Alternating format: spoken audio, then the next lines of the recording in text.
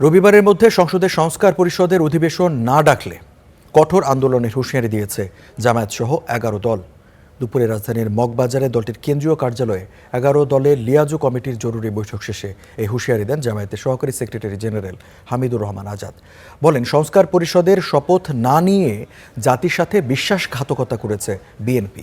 জানান, জুলাই সনদের পূর্ণাঙ্গ বাস্তবায়ন চায় ১১ দল। স্বৈরাচারের দোসরকে সংসদে ভাষণ দিয়ে সংসদকে কলুষিত করেছে বিএনপি বলে অভিযোগ করেন তিনি। বলেন, নিজেদের দলীয় প্রশাসক নিয়োগ দেওয়ার মাধ্যমে সিটি নির্বাচনেও ইঞ্জিনিয়ারিং করার পায়তারা করা হচ্ছে।